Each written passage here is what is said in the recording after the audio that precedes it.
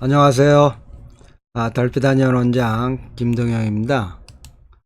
오늘은 정통 도교 수련의 전 과정 중에 31번째로 천지인 합의를 수련하다 라는 주제로 내용을 살펴보도록 하겠습니다.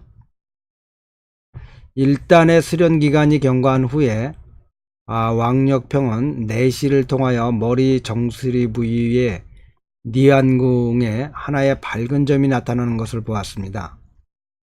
세 분 스승도 모두 이것을 보았던 것입니다. 그들은 왕력평의 머리 정수리의 귀가 이미 열린 것을 알았습니다. 축기 공부가 성공한 것입니다. 이제부터 그들은 왕력평에게 머리의 구궁을 수련하도록 지도하는 것입니다. 아침이 밝아오는 때, 태양이 아직 지면 아래에 있을 때, 하늘에는 아직 별이 반짝이고 있을 때, 때로는 유성이 하늘을 가로질러 떨어지는데 눈을 돌려 쳐다보면 이미 없어지는 그런 시간에, 먼 산이 단지 겉모습으로에게 윤곽만이 나타나는 시기, 닭 우는 소리와 개 짖는 소리가 아주 멀리서 들릴 듯 말릴 듯 들려오는 시기, 사람들이 아직 깊은 꿈에 빠져있는 시기, 산 정상에 세 노인과 한 청년이 이미 자리를 잡고 반자를 하고는 동쪽의 지평선만을 응시하고 있습니다. 하늘의 음막에는 반짝반짝이는 별이 하나 있는데 이 별이 별무리를 가로질러 천천히 움직이고 있습니다. 큰 스승이 왕력평에게 이 별이 수성이라고 알려줍니다. 일반 사람들은 쉽게 찾을 수가 없는 것입니다. 때때로 해 뜨기 전이나 해가 진 후에 동쪽이나 서쪽 지평선 위에서 볼 수 있는 것입니다. 다른 움직이지 않는 별들에 비하여 우리와 아주 가까운 것입니다.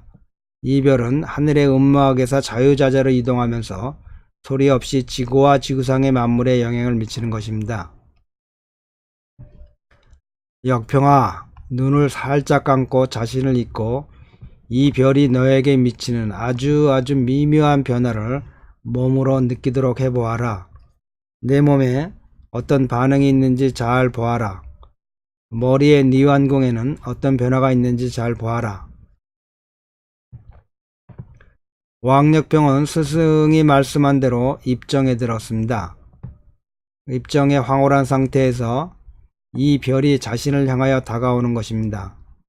점차 가깝게 다가옵니다. 어슴풀에 아주 가늘고 미약한 진동이 신장에서 일어나는 것입니다. 바람에 흔들리듯 아주 미미한 하나의 밝은 점이 니안궁에 나타나는 것입니다. 이 밝은 점이 마치도 움직이는 것 같고 마치도 나타났다 없어졌다는 것 같습니다. 왕력평이 세 분 스승에게 말씀을 드립니다. 왕력평이 이미 수성의 존재를 느낀 것입니다. 세 분 스승 또한 왕력평의 머릿속에 일궁이 움직이고 있다는 것을 이미 보고 있었습니다. 황혼의 시간 태양에 지는 빛이 아직 지평선 위로 비치는 시기에 서쪽 지평선상에 하나의 크고 밝은 별이 출현하게 됩니다. 스승이 왕력평에게 이것이 금성이라고 알려줍니다. 고대 사람들은 저녁 때에 보게 되는 이 별을 장강성이라고 하고 아침 새벽녘에 보게 되면 이를 계명성이라고 불렀습니다. 이 별은 인체의 선체, 즉 샘을 말하죠. 침샘이나 갑상선 같은 우리 몸에 그 샘에 영향을 미치고 사람의 정수리 부위에도 이에 대응하는 하나의 혈이 있습니다. 다시 하늘을 보면 별들 간에 움직이는 붉은 별을 볼 수가 있는데 이것이 화성입니다. 이 별은 인체의 정력과 체력에 영향을 미칩니다. 이 별 또한 정수리에 대응하는 점이 있습니다. 다시 목성을 보면 이 별은 인체의 간에 직접적인 영향을 미칩니다. 이 목성과 지구가 놓이는 각도에 따라 인체의 간의 기능이 강해지거나 약해지거나 하는 겁니다.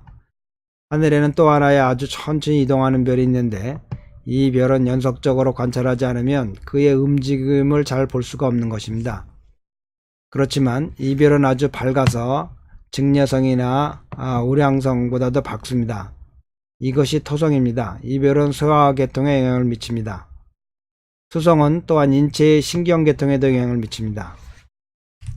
스승은 왕녀평에게 한편으로는 별을 관찰하게 하고 한편으로는 수련을 하게 합니다. 그는 수련 과정 중에 이러한 천문지식과 사유방식을 통하여 인체의 수련과 천계의 움직임과 대응하는 것을 깨치고 익히는 것입니다. 산중에서 돌을 닦는 산중도사 또한 이런 식으로 수련을 하는 것입니다. 낮에는 풍경을 관찰하고 밤에는 별을 관찰하는 것입니다. 날이 가고 달이 가고 쌓이고 쌓여서 1월 성진의 천계의 운행에 관한 지식들을 파악하고 나아가 천체의 운행과 인체의 운행의 대응관계를 찾아내게 된 것입니다. 황제내경 소음은 생기통천론에 말하기를 하늘과 통하는 것이 생명의 근본이고 이는 음양에 그 근본을 두고 있는 것이다. 천지간의 육합내 즉 동서남북 상하 그 내 그 기는 구주, 구교, 오장, 12절 모두 하늘의 기와 통하는 것이다. 여기서 말하는 것은 인체와 천지 간의 대응관계를 말하는 것입니다. 후에 역대의 도가 수련자들이 자신의 인체 수련을 통하여 인체의 수많은 부위들이 천체, 지기를 범하여 천체의 변화에 서로 대응한다는 것을 알아낸 것입니다. 이러한 발견은 인체를 연구함에 있어 아주 중요한 계시적인 의의가 있는 것입니다. 반대로 인체를 통하여 천체와 지구의 오묘한 비밀을 연구함에 있어도 중요한 계시적인 의의가 있는 것입니다. 도장 천구경에 말하기를 대저 9구멍이란 9귀라고도 하죠. 하늘에 있어서는 9별이고 땅에 있어서는 9주이고 사람에 있어서는 9귀를 말한다. 지금 세분 스승이 왕녀평에게 수련의 초보 공법을 가르치고 있는데 여기서 9귀는 인체에 명확히 드러나는 9귀, 명확히 드러나는 9귀는 한약에서도 말하는 거죠. 눈이 2개고 코가 2개고 입이 2개고 입이 하나고 귀가 2개고 그 다음에 뭡니까 우리 하부에 있는 항문과 성기를 말하는 것이죠. 그러니까 도가에서 말하는 이 귀구라는 건 한의학에서 말하는 귀구와 다르게 머리 정수리에 있는 잘 드러나지 않는 암귀, 드러나지 않았다면서 암귀로서 9개의 귀가 혈자리가 있다는 겁니다. 이는 최근에 공개된 수진도에 표시되어 있습니다. 수련자의 머리에는 큰 둥근 공같이 빛나는 덩어리가 하나 있는데 이 큰 공에는 9개의 작은 덩어리가 배열되어 있습니다. 이것이 나타내는 의의는 수련자가 일정한 수준에 오르면 머리에 한 귀가 열리게 됩니다. 그것이 바로 뉘앙궁입니다. 이 뉘앙궁 속에 또 작은 궁이 있는 것입니다. 가운데 있는 크고 밝게 빛나는 점이 중궁으로 이 중궁 주위에 다시 9개의 빛나는 작은 점이 있습니다. 내시를 통하여 보면 이 9개의 작고 빛나는 점이 가운데 크고 밝게 빛나는 점을 돌고 있다는 것을 볼 수 있습니다. 이 가운데 크고 밝게 빛나는 점이 태양과 대응하는 것이고 작은 점들은 태양계의 9별과 상응하는 것입니다. 머리에 이러한 밝은 점들의 형성이 태양계의 축소판을 반영하고 있는 것입니다. 이것이 도가가 수련을 통하여 밝혀낸 인체와 천체와의 대응관계를 나타내주는 아주 중요한 한 부분인 것입니다. 도가의 이러한 과학적인 발견이 지금까지도 충분하게 인정받지 못하는 것으로 어떤 사람도 잘 연구하지 못하고 있는 것입니다. 이러한 내용들이 과학과 연결되기에는 너무나도 큰 간극이 아직은 있는 것이죠. 예를 들면 도가의 외단을 재련하여 내는 것에 관하여 현재 과학에 의하여 긍정되어 화학의 최초 단계로 화학자나 기타 과학자에 의해 인정되는 것입니다.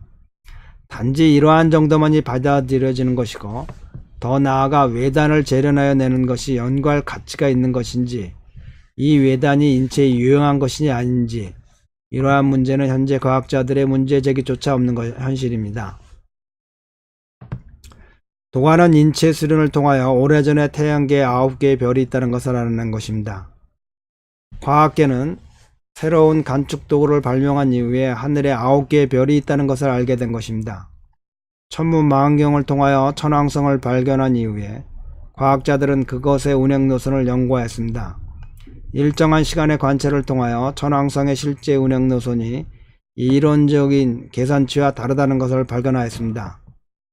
1822년 이전에는 빠르게 돌던 것이 1822년 이후에는 천천히 도는 것입니다.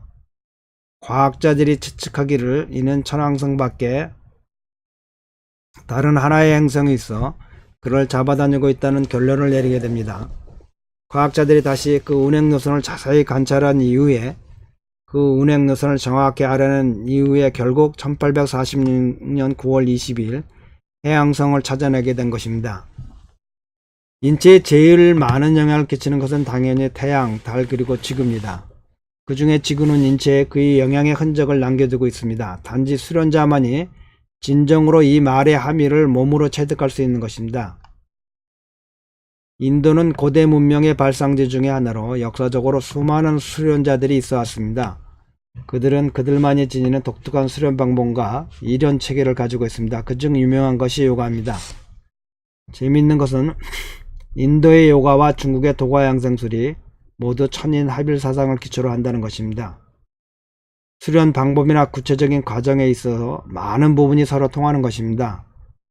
도가는 지구를 하나의 우주로, 인체 또한 하나의 우주로 인식을 합니다. 지구에는 경도와 위도가 있습니다. 인체를 나눔에 있어도 경선과 위선이 있습니다. 지구에도 경락과 혈이 있다는 것을 이미 사람들이 주장하였습니다. 이는 이론상 아주 중요한 돌파가 되는 겁니다. 중국 의학의 인체 경락학설과 실천이 고대로부터 있어 왔다는 것은 세상이 모두 다 압니다. 그러나 인체의 위선학설과 실천이 도가 내부적으로 오랫동안 비밀리에 전해왔다는 것은 사람들이 모릅니다. 왕력평 선생은 이번에 집필위원들에게 처음으로 인체에 위선이 있다는 것을 밝힌 것입니다. 이는 인체의 오묘한 비밀을 탐구하는 데 있어 아주 중요한 계시가 될 것입니다. 지구에 하나의 중심선, 즉 적도선이 있습니다.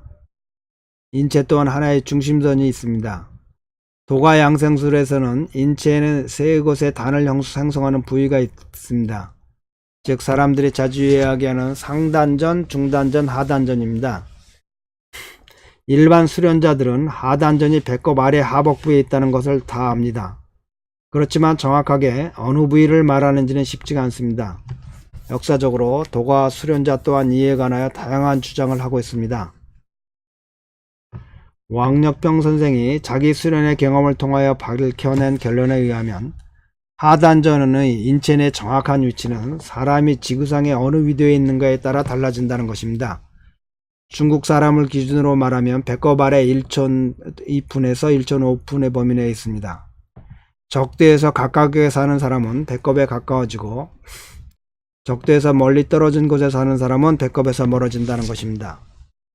그러면 인체를 위에서 아래가 지구로 보면 위에서 아래가 지구로 보면 남에서 북으로 대응하는 것이 됩니다. 사람들은 습관성으로 북이 위쪽이고 남이 아래쪽입니다. 왜 이런 현상과 반대가 되는 것입니까? 왕력평 선생의 해석은 인간의 엄마 뱃속에서의 위치가 이렇게 머리가 아래, 다리가 위로 올라가 있다는 것입니다. 이것이 지구와 대응하여 이루어진다는 것이 그 해석입니다. 도가는 왜 수련 시에 필히 책상다리를 해야 한다고 강조하는가? 더 나아가 결과부자가 제일 좋다고 하는가? 그 이치가 여기에 있습니다. 수련하는 자는 엄마 뱃속의 태화의 모습을 따라야 한다는 것입니다. 하반신의 모든 경련을 완전히 막아서 명규가 새지 않도록 해야 한다는 것입니다.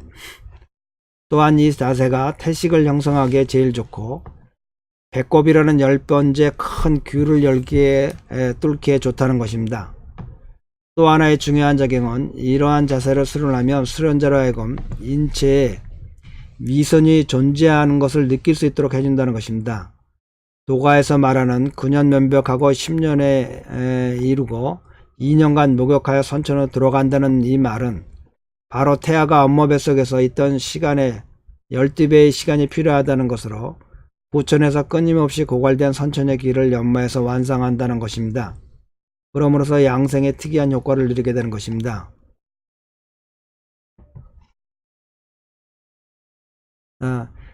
도가에서 12년 얘기죠. 라마 크리슈나는 힌두교의 성자라고 알려진 분이죠. 그 책 속에서 인간이 12년간 사정을 하지 않으면 모든 차크라, 우리 몸의 차크라가 열린다고 그렇게 말하고 있습니다. 재밌죠? 동일하게 도가에서도 12년 수련해서 그 정을, 고갈된 정을 선천의 길을 채우고, 라마크리스는 12년간 사정하지 않음으로써 우리 몸의 차크라가 열린다고 하는 얘기들, 서로 전혀 관계가 없는데 참 재밌는 얘기들을 하고 있죠. 반로 환동, 즉 늙음을 돌려 젊음으로 돌아간다. 이것이 도가 양생이 추구하는 목표의 하나입니다. 인간이 늙은 후에 몸 전체가 영화의 상태로 돌아갈 수는 없는 것입니다. 그러나 수련을 통하여 영화의 특정한 상태에서 나타나는 일련의 특징을 이룰 수는 있는 것입니다.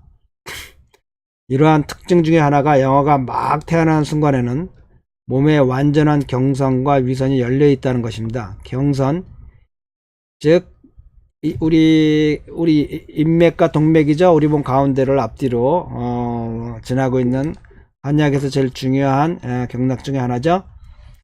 경선은 인체의 존재예요. 이미 세상의 모든 사람들이 다 아는 사실입니다. 그러나 사람들이 볼 수 없고 과학의 측정도로 측정할 수 없고 서양 의학의 수단들로 볼 수가 없습니다. 사람의 경락은 사람의 생명과 동시에 존재하는 것입니다. 해부학적으로 찾아낼 수도 없습니다. 단지 내공이 일정한 수준에 도달하여 천脈혈이 열리면 살아있는 사람의 몸에서 경락을 아주 명명백백하게 볼 수가 있는 것입니다. 인체의 위선도 동일하게 존재하는 것입니다. 이 위선은 경선과 서로 교차하여 인체의 완전한 맥락계통을 이루는 것입니다. 인체의 위선은 태교 이래의 비밀입니다. 설사 수련을 한 사람도 그의 존재를 잘 모릅니다.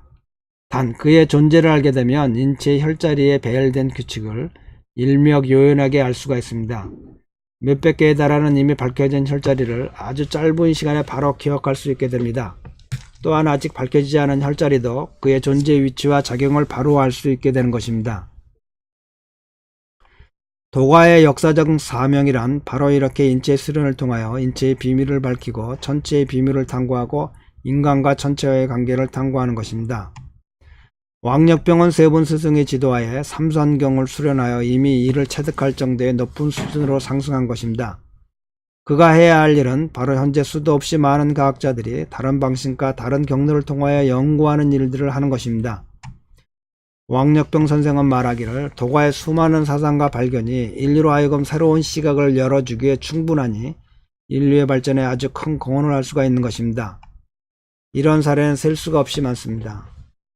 앞에서 말한 것처럼 지구와 인체는 서로 대응하는 것입니다. 남극은 사람의 머리에 해당합니다.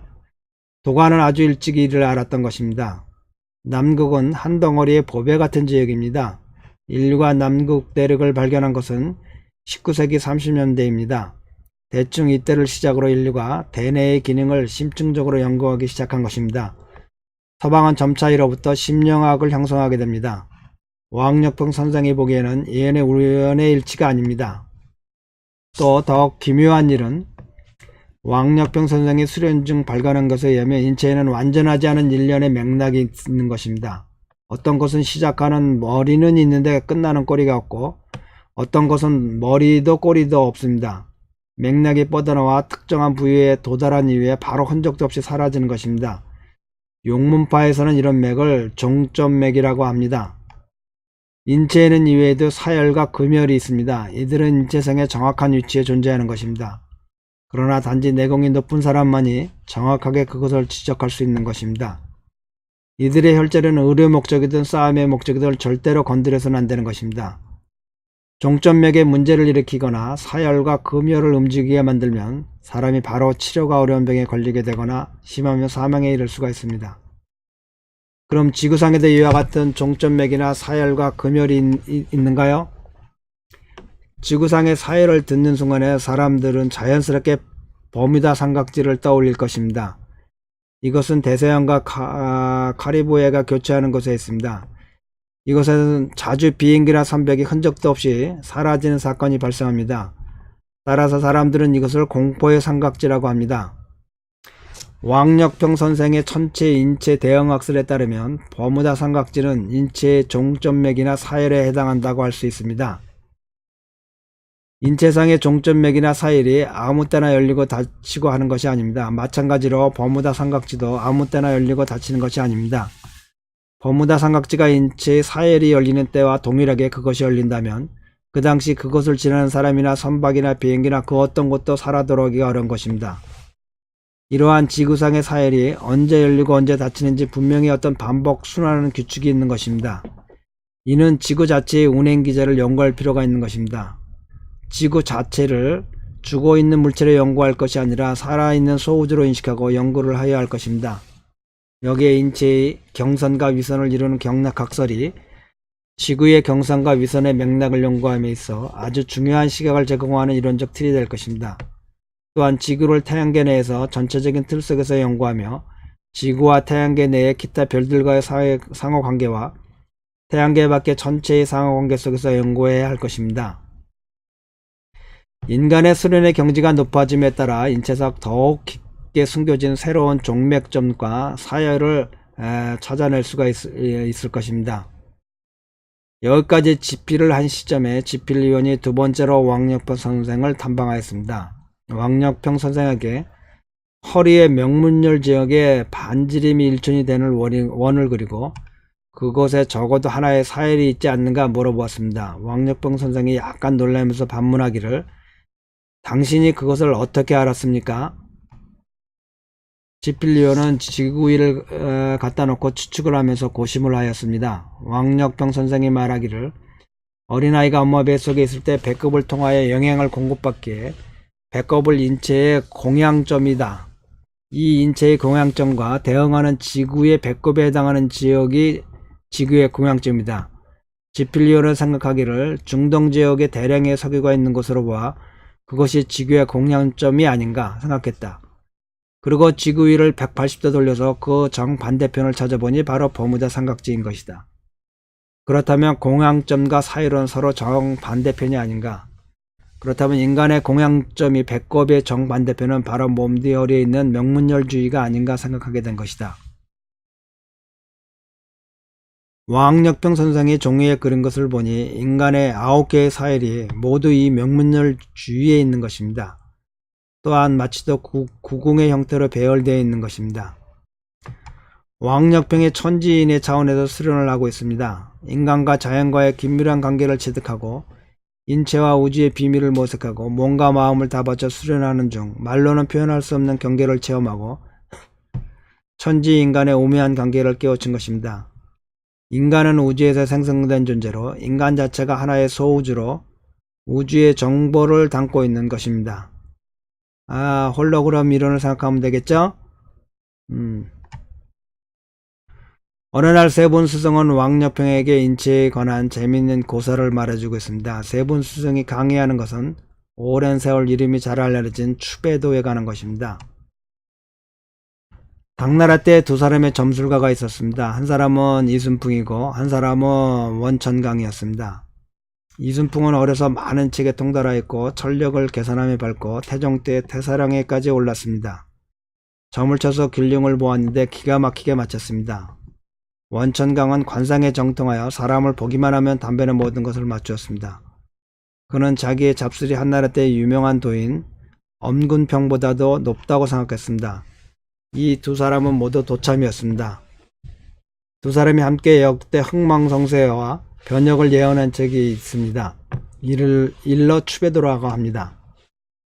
전해지는 말에 의하면 두 사람이 함께 추배도를 지을 때 제64도를 그리면서 원천강이 이순풍의 등을 하나하나 집어내려가자 그로 하여금 더 이상 집어내려가지 말라고 하였다고 하여서 추배도라고 하였다는 말이 있습니다. 도가에서는 이 말을 전혀 믿지 않습니다. 추배라는 두 글자에 대해 다른 해석을 하는 겁니다. 추배는 등뼈를 하나하나 집어내려가는 것이 아니고 또한 어깨를 두드리는 것도 아닙니다. 올바른 추배는 등에 나타나는 기운을 살피는 것입니다. 이 두 사람은 당시 서로 각자의 등의 기운을 보고 즉 현대적으로 말하자면 등에 나타난 정보를 살피는 것입니다. 이렇게 등에 나타난 정보로 천하대사를 추산하였다는 것입니다. 이 두 사람이 서로의 등의 정보를 보고 서로 확인한 후에 다시 8궤의 64궤의 상과 맞추어 시간의 순서에 따라 60화의 그림으로 도식을 펴낸 것입니다. 이것이 현지에 전해진 추배도인 것입니다. 젊어서 제가 한 친구를 만났는데요. 작은 일본에서 특별하게 스승을 만나서 전수받았는데 환자의 등을 벗겨보고서 병을 판단하는 것을, 진단하는 것을 배웠다고 합니다. 아주 정통하다고 합니다. 그런데 그 내용을 말하진 않더군요. 추배도의 기본 구조는 괴상, 도화, 참원, 송시 네 가지로 되어 있습니다. 이 중 참원과 송시의 의미가 아주 깊은 것입니다. 도화의 형태도 아주 싱그럽습니다. 추배도는 실제로 예측하는 책입니다. 미래에 발생할 사건을 예언하는 것입니다. 추배도는 이것 말고도 여러 종이 있습니다. 이 두 사람이 지은 추배도는 사회가 변화할 것을 예측한 것입니다. 이 추배도는 국가의 기밀이었습니다. 실제로 사회 발전 변화라는 대사를 예언한 것입니다. 역대 통치자들은 이를 기밀로 하여 일반 백성들은 보지 못하게 했습니다. 후에 세상으로 흘러나와 전해지게 된 것입니다. 그렇지만 일반 사람들이 본다고 해도 그 내용을 이해할 사람은 그렇게 많지가 않습니다. 도가는 인체를 수련하는 과정에서 인체 각 부위에 관한 아주 세밀한 연구를 하게 되었고, 도가가 인체 각 부위를 살펴서 파악해내는 정보는 단순히 우리 몸에 관한 것뿐만이 아니라 전체의 운행과도 연관이 되고 사회의 발전 변화와도 관련이 있는 것입니다. 세분 스승의 왕력평에게 가르친 추배도는 인체의 등에 나타난 정보를 보고 판단하는 것입니다. 이러한 정보에는 과거뿐만 아니라 미래도 포함하고 있는 것입니다. 그러나 내공이 깊은 사람만이 이렇게 등에 나타나는 기운으로 그 내용을 판단할 수 있는 것입니다.